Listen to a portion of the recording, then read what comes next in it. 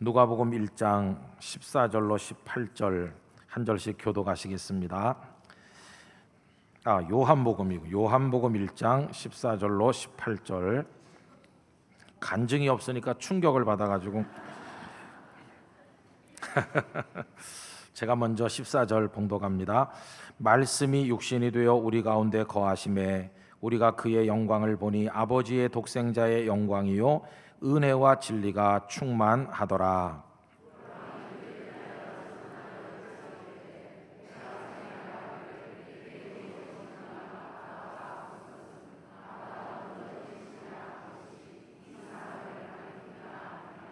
우리가 다 그의 충만한 데서 받으니 은혜 위에 은혜로라.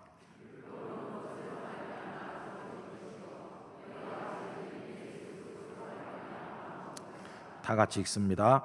본래 하나님을 본 사람이 없으되 아버지 품속에 있는 독생하신 하나님이 나타내셨느니라.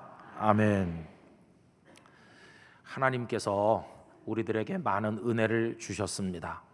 특별히 우리를 죄 가운데서 용서하시는 은혜, 구원하시는 은혜, 하나님의 자녀가 되게 하시는 은혜, 영원한 생명의 나라 천국을 주시는 은혜를 베푸셨습니다. 또 하나님께서는 한 번밖에 살지 않는 인생을 살아가는 동안에 무엇을 위해 살아야 될 것인지 그 목표를 알려주시는 은혜를 주셨습니다. 뿐만 아니라 하나님께서는 우리들이 그리스도인으로 이 땅에 생존할 수 있는 제반 여건들을 공급하시는 은혜를 주셨습니다.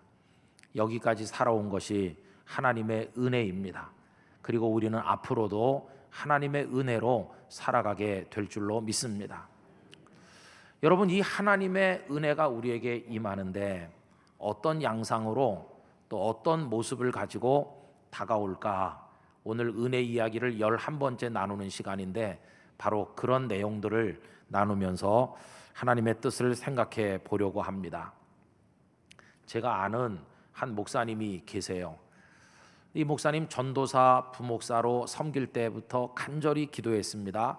하나님, 유학의 문을 열어주십시오. 그런데 유학의 길이 열려서 유학을 가셨어요. 하나님의 은혜였습니다. 그리고 여러 해 후에 공부를 다 마치시고 돌아오셨어요. 그리고 어느 교회 담임 목사님이 되셔서 오늘까지 상당한 기간을 목회를 열심히 잘하고 계십니다. 그것 또한 하나님의 은혜입니다. 자, 그러면 이 목사님의 인생이 어때요? 라고 질문을 한다면 우리 교우님들 어떻게 느끼세요? 참 순탄하게 사셨다. 유학 갈 땐 유학 가고 목회할 땐 목회하고 모든 게 잘 연결된 평탄한 인생이구나. 은혜의 인생이었어.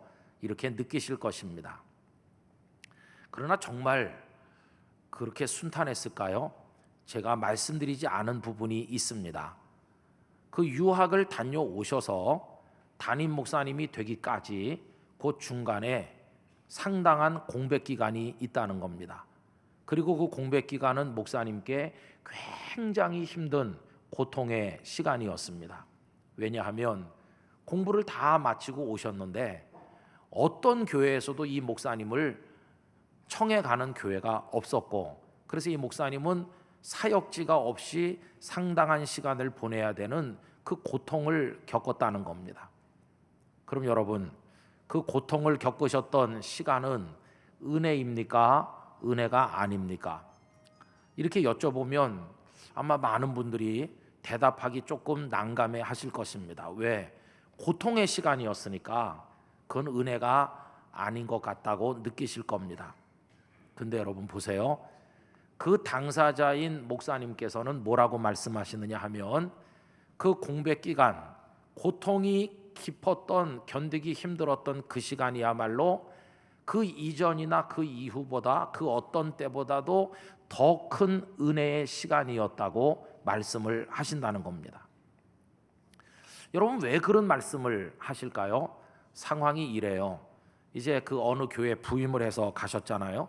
가보니까 이 교회는 오랜 기간의 분쟁으로 인해서 만신창이가 되어 있었습니다. 교인들께서 굉장히 깊은 상처를 받아 있는데 이 상처는 전임 목사님으로부터 받은 상처였습니다. 목회자를 볼 때 신뢰가 가지 않고 세상 목사님들은 다 저런가 이렇게 충격을 받아서 불신이 아주 깊었습니다. 전임 목사님에 대한 분노가 깔려 있는데 그 분노를 애꿎은 새로 부임한 목사님께 풀기 시작을 했습니다. 그래서 이 목사님은 큰 기대를 가지고 그 교회에 부임을 했지만 아주 견디기 어려운 시간을 또 맞이할 수밖에 없었다는 겁니다. 하루에도 몇 차례씩 다 그만둬 버릴까?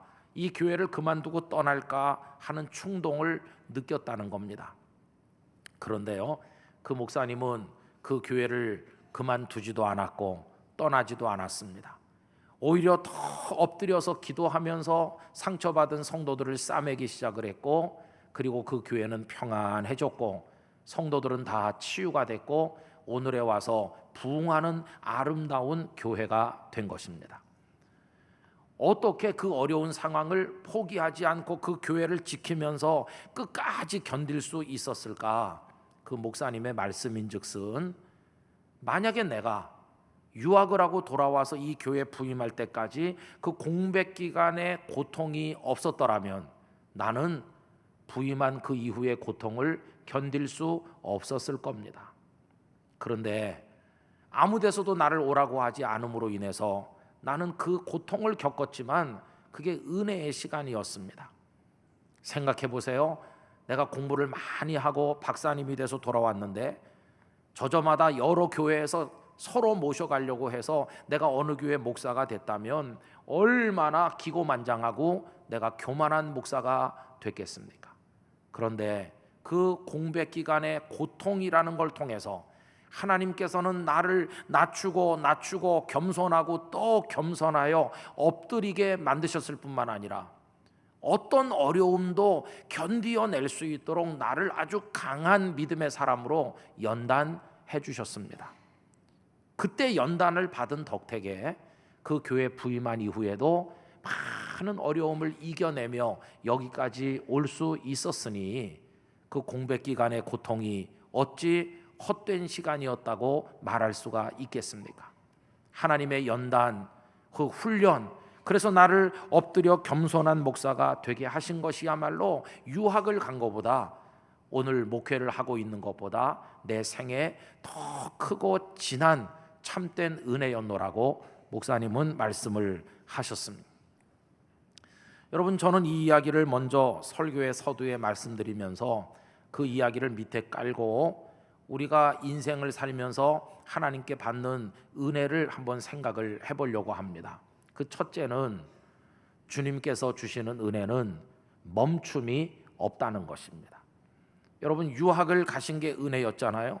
그리고 목회를 하는 게 은혜 아닙니까? 그러면 그 사이에는 은혜가 중단됐느냐? 아닙니다. 그 목사님의 말씀을 빌려서 아까 말씀해 드린 그대로 고통 또한 은혜였다는 것입니다. 하나님께서 은혜를 중단한 적은 한 번도 없었다는 것입니다.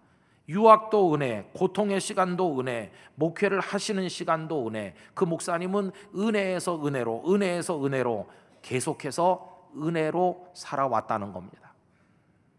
저는 우리를 향한 하나님의 은혜의 손길도 똑같은 줄로 믿습니다. 하나님의 은혜는 멈춤이 없습니다. 하나님은 아십니다. 아침을 먹고 돌아서면 또 점심을 먹어야 되고 점심을 먹었더라도 저녁을 또 먹어야 되는 것을 우리가 다 경험하고 사는 바인데 하나님께서 영적으로도 은혜를 받았다 할지라도 그 다음 은혜가 또 필요하고 또 은혜가 있어야만 우리가 살아갈 수 있음을 하나님은 잘 아시기 때문에 멈춤이 없는 은혜를 저에게도 여러분들에게도 주셨고 앞으로도 주실 것입니다. 그래서 우리의 삶은 그 목사님의 삶과 하나도 다르지 않습니다. 우리 역시 은혜에서 은혜로 평생을 이어나가게 될 줄로 믿습니다. 오늘 읽은 본문 말씀은 바로 그 이야기를 잘 말씀해 주고 있습니다. 여러분 16절을 같이 한번 읽어보실까요? 우리가 다 그의 충만한 데서 받으니 은혜 위에 은혜로라. 할렐루야. 거기 은혜 위에 은혜라는 말은 은혜가 있었는데 멈추지 않고 그 다음 은혜, 그 다음 은혜가 계속되고 있다는 걸 보여줍니다. 또 은혜가 와서 쌓였는데 그 위에 은혜가 또 쌓이고 또 쌓여 또 쌓여 계속 눈이 내려 쌓이듯이 우리에게 멈춤이 없는 은혜가 주어진다는 겁니다. 여러분, 그렇다고 한다면 과거에 은혜 베푸신 하나님을 찬양해야 되겠습니다. 그리고 지금 현재 이 자리에 앉아 예배 드리는 은혜를 주시고 계신 데 대해서 감사해야 될 것입니다. 그리고 앞으로도 은혜를 주실 것을 내다보면서 하나님을 향한 기대를 가지고 엎드려 기도하는 사람이 돼야 되지 않겠습니까? 우리 성도님들의 평생이 멈춤이 없는 하나님의 은혜로 살아가는 평생이 되시기를 기원하는 것입니다. 두 번째는 그 은혜의 모습이 때에 따라서 대단히 다양하다 하는 것입니다. 그 목사님은 유학 가는 은혜를 얻었습니다. 그런데 그 다음에는 은혜가 갑자기 모양이 좀 바뀌더니 아무것도 할 일이 없는 공백이라고 하는 고통의 모습으로 또 다가오기도 했습니다. 그러더니 그 다음에는 목회를 또 열심히 잘 하시는 은혜가 다가왔습니다. 여러분, 이렇게 은혜의 모습이 그때그때 서로 다르게 왔다는 것입니다.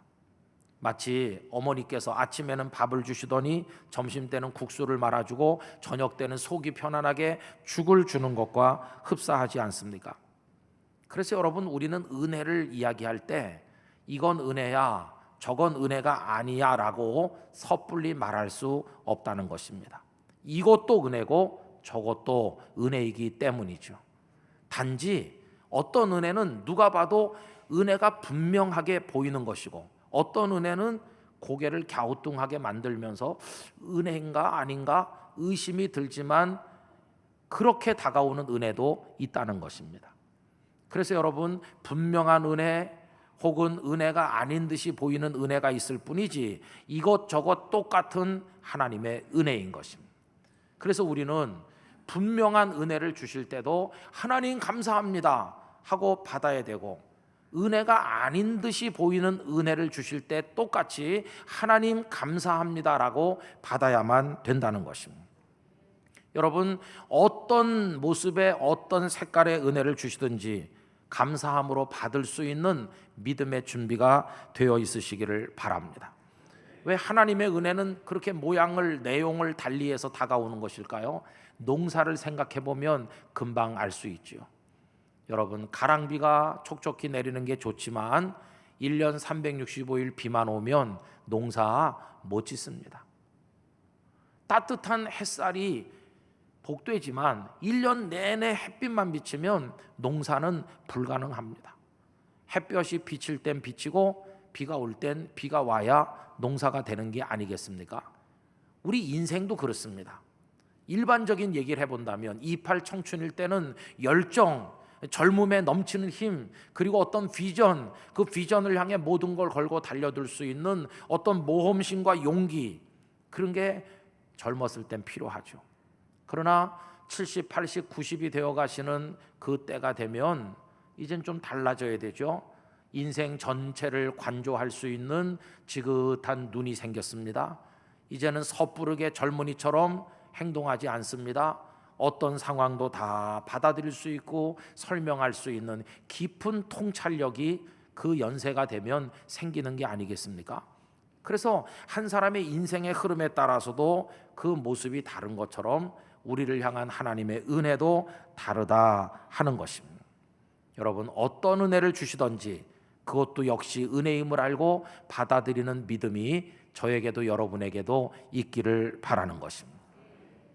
세 번째 이야기는 이런 멈춤이 없는 다양하고 적절한 은혜를 끝까지 우리에게 주실 수 있는 분은 오직 한 분, 우리 주님뿐이시다 하는 겁니다.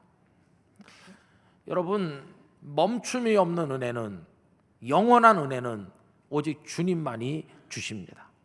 물론 이 세상에도 끝없는 은혜를 주시는 것처럼 보이는 분들이 가끔 있지요.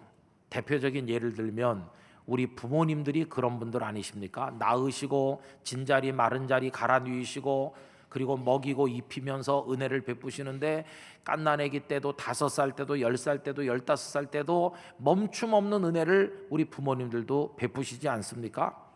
그래서 부모님의 은혜는 영원할 것 같은 착각을 할 때가 있지요. 그러나 여러분, 부모님의 은혜도 얘야 여기까지다 하고 끝날 때가 있습니다. 제가 잘 아는 집사님 가정이 계셨는데 그 가정에 재산이 넉넉해서 경제적으로 부유했습니다. 그리고 그 집에 아주 귀한 아들 하나가 있었습니다. 이 아들은 눈에 집어넣어도 아프지 않을 아들이었어요. 많은 걸 다 해줬습니다. 뭘 아끼겠어요? 그런데 잘못 자랐어요.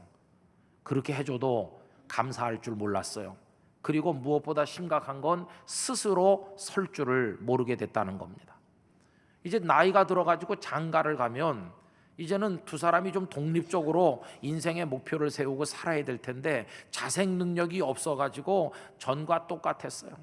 부모님이 뭔가를 계속 돌보시고 공급해 주셔야만 살 수 있었는데 어느 날 문제가 생겼어요. 그 문제는 다른 게 아니라 부모님 두 분이 돌아가신 것이었습니다. 부모님께서 돌아가시고 나니까 더 해줄 수가 없게 됐어요. 부모님 두 분은 이 아들 며느리를 뜨겁게 사랑했지만 당신들이 이 땅을 떠나는 상황이 오니까 얘야 미안하구나, 부모로서의 베푸는 건 여기까지인가 보다, 이렇게 끝났어요. 여러분, 세상의 은혜는 그런 겁니다. 지금 우리에게 마음을 주고 사랑을 주고 은혜를 주고 돌봄을 주는 이들이 많이 있지만 언젠가 그분들은 이렇게 말할 겁니다. 미안해, 내 힘이 여기까지야, 나 그 이상은 못 해준다, 나도 여기가 끝이야, 그러면서 등을 돌릴 때가 있을 것입니다. 그런데 그런 분들을 원망할 수 없는 이유는 은혜를 입는 나나 은혜를 베푸신 그분들이나 다 한계를 가진 똑같은 인간의 굴레를 덮어쓰고 있기 때문인 것입니다.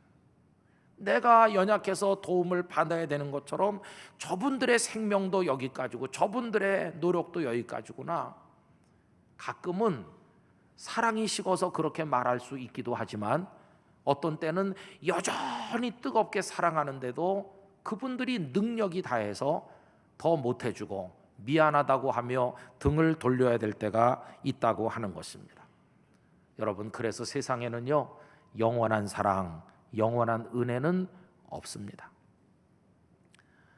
그렇기 때문에 우리 주님은 더더욱 소중한 분이십니다.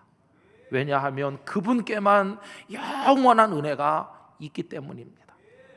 사람들이 미안해 그러면서 등 돌릴 때도 그 주님은 등 돌리지 않으시고 두 팔 벌려 우리에게 다가오시는 분이시기 때문인 것입니다. 주님만이 영원한 은혜, 영원한 사랑, 영원한 돌봄을 주시는 분이시기에 우리 주님이 얼마나 소중한 분이신지 여러분 뼛속까지 우리 주님을 사랑하지 않을 수가 없지 않겠습니까? 이제 마지막으로 드리고자 하는 이야기는요, 그런데 이런 멈춤이 없는 주님의 은혜가 초보적인 단계를 벗어나서 점점 성숙하고 점점 심화되어 우리에게 다가오더라 하는 것입니다. 여러분, 이 어려운 이야기를 조금 쉽게 만들기 위해서 예수님의 제자들을 우리가 예로 들어서 생각을 해봤으면 합니다. 우리 요한복음을 읽었는데 요한 사도가 성령의 감동을 받아서 기록하시고 우리에게 전해준 하나님의 말씀입니다. 요한은 신분이 어떤 사람입니까? 예수님의 제자입니다. 그러면 요한은 어떻게 예수님의 제자가 됐을까요? 또 요한 외에 다른 분들도 어떻게 예수님의 제자가 됐을까? 물론 예수님께서 나를 따라오너라 말씀했기 때문이기는 하지만 그게 그렇게 간단한 거였을까요? 여러분, 예수님께서 갑자기 여러분들 보고 따라오라 하면 따라가실 수 있나요? 배도 버리고 그물도 버리고 지금까지 인생 다 내려놓고 가는 게 그게 그렇게 간단한 게 아닙니다. 그럼 그들은 어떻게 갔을까? 밑에 깔린 복잡한 계산이 있는데 그 계산의 핵심 내용은 이분 따라가면 뭔가 되겠다고 하는 이기적인 욕심이 깔려 있기 때문입니다. 이분을 따라가면 여기서 물고기나 잡고 사는 것보다 뭔가 한 자리 할 수 있고 출세할 수 있겠다는 계산이 있었기 때문에 예수님의 제자가 됐다는 겁니다. 그걸 보여주는 증거 구절이 여러 군데 있는데 그 중에 하나, 마가복음 10장 35절에서 37절 우리 다 같이 읽어보도록 합시다. 세베대의 아들 야고보와 요한이 주께 나와 여짜오되 선생님이여 무엇이든지 우리가 구하는 바를 우리에게 하여 주시기를 원하옵나이다. 이르시되 너희에게 무엇을 하여 주기를 원하느냐 여짜오되 주의 영광 중에서 우리를 하나는 주의 우편에 하나는 좌편에 앉게 하여 주옵소서. 주님 예루살렘에 가셔서 왕이 되실 거 아닙니까? 그러면 우리 야고보, 요한 우리 형제를 오른쪽 왼쪽에 앉게 해주세요. 우리 출세 좀 하게 해주세요. 이런 얘기거든요. 그러면 이 두 사람이 그 얘기를 예수님께 할 때 나머지 10명의 제자들은 아무 관심도 없이 초연했을까요? 아닙니다. 그 밑에 계속 읽어보면 이 두 사람이 그렇게 말하는 걸 옆에서 들으면서 매우 분하게 여겼다고 돼 있어요. 무슨 얘기일까요? 저 얘기 오늘 저녁에 내가 하려고 그랬는데 선수 친다. 다 분한 거예요. 다 생각이 똑같은 겁니다. 다 자기 욕심이 깔려 있는 거죠. 그래서 배도 버리고 그물도 버리고 따라갈 수 있었다는 겁니다. 처음에는요, 자기들의 기대가 잘 풀리는 것처럼 보였죠. 예수님께서 높은 자리에 앉으시고 자기들도 덩달아 출세하려면 예수님이 힘이 있어야 되고 인기가 있어야 되는데 잘 되는 것처럼 보였어요. 예수님 병자를 고치고 떡을 떼주고 진리를 가르치니까 인파가 몰려오는데 어떤 때 수만 명씩 몰려오고 인기가 대단하셔서 사람들이 예수님을 환호했습니다. 심지어 예수님을 임금님으로 추대하려고 했을 정도로 인기 절정이었어요. 대선 주자들이 그 기절을 읽을 때마다 이대로 이루어지게 하소서, 그러지 않을까 그런 생각이 들기도 하잖아요. 그러면 예수님이 병자를 고치고 진리를 가르칠 때 그게 은혜인데, 그런 은혜를 베푸시는데 그 은혜가 병든 몸 고침받은 사람에게만 임하는 겁니까? 아닙니다. 이 요한을 비롯한 제자들도 다 그걸 기쁘게 여겼어요. 그렇지, 잘하시고 계시네. 계속 저렇게 날마다 하셔야 예수님 인기가 더 커지고 우리도 덩달아 나중에 한 자리 할 거 아닌가. 지금 잘하시고 계셔. 날마다 은혜를 베푸시는 거 박수 쳐드리자. 처음에는 잘 되는 것처럼 보였어요. 그런데 어느 날 예수님이 갑자기 딴 분이 된 것 같이 확 바뀌셨어요.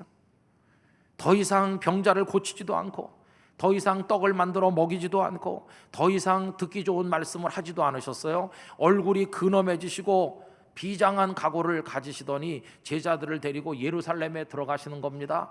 어린 나귀를 타고 들어가실 때 사람들이 종려나무 가지 흔들며 호산나 노래 부르는데 그때만 해도 뭐 될 듯이 보였어요. 그런데 이게 웬일입니까? 막상 예루살렘 성에 들어가고 나더니 예루살렘을 장악하고 있는 백성의 장로들, 그 다음에 성전에 모든 걸 손에 쥔 대제사장들, 존경받는 랍비들, 서기관들, 그런 사람들과 좋은 인간관계를 맺어야 인기가 더 높아질 텐데 예수님은 인기 관리에 전혀 관심이 없어요. 성전에 들어가시더니 장사치들 다 뒤집어 엎으시고 내쫓으셨어요. 그리고 아까 말씀드린 그런 부류의 사람들을 향해 신랄하게 공격하셨습니다. 화 있을진저 외식하는 서기관과 바리새인들이요. 저렇게 하시면 안 되는데, 저러다 큰일 나시지. 예수님 인기가 다 없어지고 마는데. 아닌 게 아니라 예수님을 임금님으로 추대하려던 사람들 다 흩어지고 없었어요. 그들이 가만히 있겠습니까? 예수님을 향한 증오를 가지고 와서 예수님과 충돌했어요. 예루살렘 분위기가 아주 뒤숭숭하고 흉흉해졌습니다. 이러다 큰일 나시겠다. 퍼뜩 생각나는 말씀, 내가 예루살렘에 올라가 그들에게 넘겨져 죽을 것이라는 말씀이 생각나는 순간 소름이 쫓기치면서 진짜 죽으시면 어떡할까? 우리들이 저분을 바라보고 따라다녔는데 다 물거품이 되는 거 아닌가? 진짜 죽으시는 거 아니야? 여러분 어떻게 됐나요? 그 다음 이야기는 여러분들이 잘 아시는 그대로입니다. 결국 예수님 십자가에 매달려 처절하게 고통받으시다 죽으셨고 제자들은 다 도망가게 됐습니다. 뭐 한 자리 하는 건 둘째치고 목숨을 구하기 위해 다 도망갔어요. 그래도 요한은 조금 낫긴 낫어요. 왜? 가야바 법정에까지 따라갔고요, 골고다 언덕 십자가 밑에까지 따라간 제자는 요한이 유일하니까요. 십자가에 달리신 예수님 피가 뚝뚝 떨어지는데 요한에게 내 어머니를 부탁한다고 말씀하는 그 말씀까지는 그가 들었어요. 그러나 이미 기울어버린 판세를 뒤집을 수는 없었습니다. 예수님께서는 너무나 맥없는 모습으로 숨을 거두셨고 그걸로 다 끝났다 이렇게 생각을 했겠죠. 그런데 그로부터 사흘째 되는 날 새벽 놀라운 일이 일어났어요. 무덤에 갔던 막달라 마리아가 허겁지겁 달려오더니 큰일 났습니다. 예수님의 무덤이 열렸고 예수님의 시신도 안 보입니다. 그래서 베드로와 요한이 달려가 그 사실을 확인하게 되지 않았습니까? 그리고 얼마 후 예수님께서 그들이 있는 다락방에 나타나셨는데 이게 웬일입니까? 예수님은 피 흘리는 모습으로 바싹 여인 모습으로 나타난 게 아니라 인간의 언어로 표현할 수 없는 영광스러운 생명의 몸, 부활의 몸을 가지고 그들 앞에 나타나시지 않았겠습니까? 너무너무 반갑기도 하고 기쁘기도 하고 그러면서 두렵기도 하고 이게 어떻게 된 일인지 어안이 벙벙하지 않았겠어요? 엄청난 일이 자기들 눈앞에 지금 일어나는 걸 알게 됐습니다. 분명히 죽은 분이 지금 살아서 여기 나타나시다니 이보다 더 경천동지할 일이 어디 있겠나. 그때 이 제자들 속에 예수님 옆에 한 자리 하겠다, 출세하겠다 이런 생각은 이미 다 사라진 지가 오래였습니다. 아니 이분이 다시 살아서 오시다니 정신이 하나도 없어요. 여러분, 그 과정을 거치면서 그들은 눈이 열리기 시작했습니다. 그동안 예수님을 따라다니며 이분이 왕 되면 옆에서 한 자리 하겠다는 자기들의 생각이 얼마나 치졸하고 어리석은 생각이었는지를 알게 된 것입니다. 눈이 열리니 이분이 어떤 분인가를 알게 됐어요. 이분은 손바닥만한 예루살렘의 왕이 되려고 오신 분이 아니라 온 우주의 왕이시며 만왕의 왕이시라는 걸 깨닫게 된 것이었어요. 이분은 아무리 병을 고치고 또 고쳐도 결국은 병들고 결국은 늙어서 땅에 죽어 썩어서 없어지게 될 이 몸뚱아리를 치료하려고 오신 분이 아니라 늙지도 죽지도 병들지도 않는 부활의 몸을 주시러 오신 구주라는 것을 알게 된 것이. 이분은 먹고 돌아서면 또 허기를 느끼게 만드는 그 보잘것없는 떡덩이를 주시러 오신 분이 아니라 영원히 배고프지 않게 하는 영생의 떡으로 오셨다는 사실을 눈이 열려 알게 된 것이. 이분은 일시적인 구원자로 오신 게 아니라 영원한 구원자로 오셨고 이분은 자신들을 그저 예루살렘의 한 자리 주시려고 오신 분이 아니라 빛나는 하늘나라의 영광의 보좌를 주시려고 오셨다는 걸 그때서야 비로소 깨닫게 되었어요. 그거 깨닫고 보니까 그때 이분이 끌려가 십자가 지실 때 우리는 다 끝났어, 저분이 저렇게 되는 것은 우리에게 큰 불행이야 이렇게 느꼈는데 이제 와서 깨닫고 보니 저분이 십자가에서 죽은 게 우리에게 진짜 은혜구나. 저분이 죽으시고 부활하셨고 그 덕에 우리가 죄를 용서받는 은혜, 구원의 은혜, 하나님의 자녀가 되는 은혜, 영원한 생명의 은혜, 천국의 은혜를 받게 됐으니 죽으신 것이 은혜인 걸 왜 그때는 몰랐을까? 이제는 알게 된 것입니다. 그래서 저는 그들이 이렇게 기도했을 거라고 생각했습니다. 주님이시여, 저희들을 그때 주님 옆에 오른쪽 왼쪽에 앉게 하시지 않으셔서 감사합니다.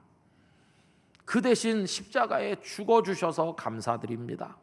그리고 부활하셔서 감사하고 그 덕에 우리에게 상상도 못했던 은혜를 주셨으니 정말 정말 감사합니다. 이 놀라운 은혜를 주시려고 십자가에 죽으신 걸 어리석은 우리들은 이제서야 깨닫습니다. 주님, 모든 것이 당신의 은혜입니다. 이런 기도를 드리지 않았겠어요? 그 다음부터 제자들의 메시지가 달라졌어요. 예수님을 믿으세요. 예수님을 믿으시고 오른쪽 자리 왼쪽 자리 앉아 출세하세요. 이렇게 전하는 게 아니라 예수님을 믿으세요. 그분이 여러분을 구원하시고 영원한 생명의 나라를 주실 겁니다. 예수님을 통해 진짜 은혜, 마지막 은혜, 절정의 은혜를 받으십시오. 이렇게 전도하는 사람들로 바뀌게 되었다고 하는 것입니다. 여러분 보십시오. 예수님의 은혜는요, 초보 단계에 머물러 있지 않았습니다. 나중에는 더 깊어졌고 더 성숙해서 은혜의 절정을 향해 성장해 나간 것을 볼 수 있어요. 처음에 초기에 베푸신 은혜는 병자를 고치고 먹을 걸 주고 말씀을 가르치는 정도의 은혜였는데요, 여러분 그거는 예수님이 아니더라도 할 수 있는 사람들이 있지 않습니까? 병 고치는 거 예수님 아니더라도 세상의 의사 선생님들도 물론 모든 병은 아니지만 제한된 범위 안에서 하나님이 주신 의술로 환자들을 고치실 수 있지 않습니까? 그분들이 베푸는 의술도 은혜죠. 또 돈 많은 부자들도 가난한 사람들에게 먹을 걸 주기도 하지 않습니까? 그것도 은혜 아닙니까? 또 예수님이 아니더라도 아주 걸출한 이 세상의 스승들이 진리의 일부를 사람들에게 가르치지 않습니까? 그 가르침 또한 은혜죠. 꼭 예수님이 아니더라도 제한되긴 했지만 의사 선생님도 돈 많은 부자도 혹은 뛰어난 학자나 스승들도 할 수 있는 은혜가 있지 않습니까? 그런데 문제가 있죠. 그분들의 의술, 그분들의 베푸는 사랑, 그분들의 가르침이 어떤 순간에 가면 멈춰 선다는 겁니다. 어떤 순간에 가면 더 이상 치료하지 못하고 더 이상 베푸지 못하고 더 이상 가르칠 수 없는 한계 지점에 도달한다는 겁니다. 그래서 그런 분들도 마지막에는 미안해요, 우리도 여기까지밖에는 몰라요, 여기까지밖에는 못 줘요, 여기까지밖엔 치료할 수 없어요 라고 등을 돌릴 때가 있지 않겠습니까? 그런데 그때 예수님께서도 그들과 똑같이 미안해, 나도 여기까지야 하고 등을 돌리셨다면 우리는 어떻게 죄를 용서받고 어떻게 영원한 생명을 얻고 어떻게 하나님의 자녀가 될 수가 있었겠습니까? 그런데 예루살렘에 입성하신 예수님은 사람들이 미안해 하면서 돌아서는 그 순간에도 여전히 앞으로 나가셨어요. 여전히 전진하셨어요. 여전히 십자가를 향해 골고다 언덕을 향해 오르시고 죽음을 통과하시더니 아무도 상상 못하고 할 수 없는 부활의 영광을 우리에게 보여주시더니 그래서 준비하신 구원의 은혜, 생명의 은혜, 하나님의 자녀가 되는 절정의 은혜를 우리에게 주셨으니 이 은혜가 얼마나 놀랍습니까? 여러분 예수님께서 미안하다, 나도 여기까지다 하면서 돌아섰거나 예루살렘의 왕이 되시고 제자들을 오른쪽 자리 왼쪽 자리 한 자리씩 주었고 그걸로 끝냈다면 거기서 조금 누리다가 영원한 멸망에 떨어졌을 거 아닙니까? 그런데 예수님은 돌아섬이 없으시고 끝까지 나가심으로 초보적인 은혜 정도가 아닌 완전한 은혜를 우리에게 베푸시는 진정한 우리의 구원자가 되신 것입니다. 여러분 이 은혜가 우리들의 것이 됐습니다. 얼마나 놀라운 은혜입니까? 그 은혜를 주신 하나님께 날마다 찬송하고 영광을 돌려야 될 줄로 믿습니다. 그러면 사람들은 한계 지점에서 돌아설 때 어떻게 그분은 계속 나가셔서 아무도 못하는 십자가와 부활의 일을 하시고 이 영원한 생명의 은혜를 줄 수 있었을까? 어떻게 그분은 한계가 없을까? 이유는 하나입니다. 그분은 우리 인간처럼 한계가 있는 분이 아니라 그분은 충만하신 분이시기 때문입니다. 여러분 오늘 본문은 두 번이나 그분이 충만하다고 얘기하고 있습니다. 14절 그 유명한 요절을 다 같이 읽겠습니다. 말씀이 육신이 되어 우리 가운데 거하심에 우리가 그의 영광을 보니 아버지의 독생자의 영광이요 은혜와 진리가 충만하더라. 할렐루야. 은혜도 충만하고 진리도 충만하고 사랑과 돌봄도 충만하시다는 것입니다. 충만이 뭡니까? 조금 채우는 게 아니라 막 차고 넘쳐 흘러요. 그러면 차고 넘쳤으니까 이제 끝내라. 아니요, 차고 넘쳐 흐르는데도 계속 공급하시는 게 우리 주님의 충만인 것입니다. 그러니까 인간들은, 우리 사람들은 미안해요 그러면서 돌아서지만 주님은 충만하시기 때문에 십자가로 부활로 계속 나가실 수가 있다고 하는 것입니다. 오늘 16절에도 주님의 충만을 다시 한번 확인하고 있죠. 다 같이 읽습니다. 우리가 다 그의 충만한 데서 받으니 은혜 위에 은혜를. 할렐루야. 얼마나 감사해요. 목이 말라요. 물 좀 주시겠어요? 보니까 그 사람도 물이 요만큼밖에 없어요.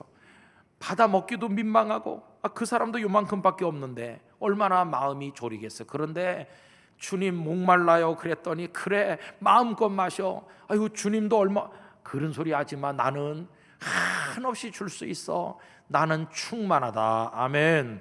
이게 예수님의 충만인 것이.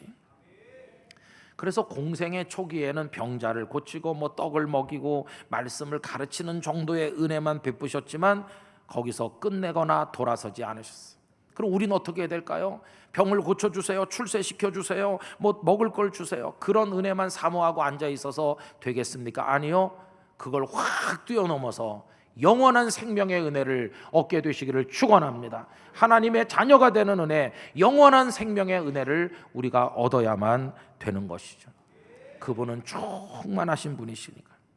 그래서 여러분, 우리가 은혜를 사모할 때 주님의 은혜를 제한하면 안 돼요.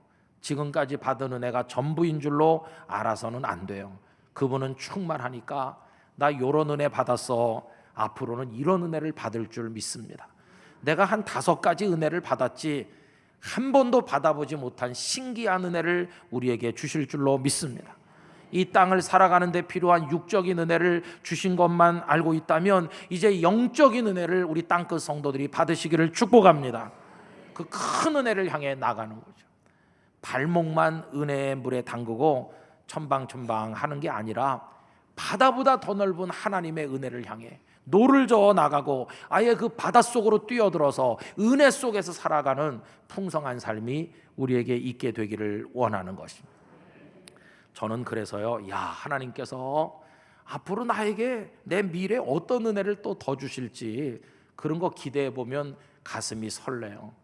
여러분, 저를 우습게 보지 마시기 바랍니다. 제가요, 하나님의 은혜로 엄청난 사람이 될 겁니다. 머리칼이 확 나든지 아니면 뭐가 될지 제가 알 수 없어요. 우리 땅끝 교회 남항동 구석에 요만하게 지금 있으니까 요대로 쪼그라들고 말 거다. 아니요. 우리가 모르는 하나님의 은혜가 그분의 충만함으로부터 나오게 될 것이. 여기 지역이 어렵고 인구가 줄고 그래도 하나님의 은혜는 충만한 곳에서 나오잖아요. 여러분의 자녀, 여러분의 인생, 우리 대한민국 어렵지만 하나님의 무한한 은혜를 우리가 기대해야 되지 않겠습니까? 그러다가 나중에 영원한 천국 생명의 은혜, 할렐루야, 그 은혜 속에 영생을 누리게 될 것이. 우리 모두 은혜의 바다로 나가는 믿음의 사람 되기를 축원합니다. 다 같이 기도하겠습니다. 이 시간 이 풍성한 하나님의 은혜, 우리 주님의 완숙해지는 은혜, 놀라운 영생의 은혜 우리에게 주시옵소서. 다 같이 한 목소리로 기도합시다. 할렐루야. 거룩하신 나의 하나님 아버지, 오늘 이 말씀을 통해서 은혜 위에 은혜를 주시는, 멈춤이 없는 은혜를 주시는, 지속적으로 다양한 은혜를 주시는, 그리고 마지막에는 영원한 은혜를 주시는 주님의 놀라운 사랑을 저희들이 생각하였으니 하나님, 그 풍성한 은혜 속으로 들어가게 하여 주시옵소서. 하나님, 우리 땅끝 성도들에게 이 은혜의 보좌 앞으로 나가 날마다 엎드려 하나님을 바라보게 하여 주시옵소서. 예수님이 왜 예루살렘에 입성하시고 왜 십자가를 지셨는지 그 은혜의 높고 높으신 그 뜻을 알게 하여 주시옵소서 믿습니다. 아버지 하나님, 하나님의 은혜가, 주님의 은혜가 얼마나 놀라운지를 깨달았으니 은혜 위에 은혜를 더해 주시고 그 은혜의 보좌 앞으로 나가는 삶을 저희 모두가 살아가도록 복을 내려 주옵소서. 예수님 이름으로 기도하옵나이다. 아멘.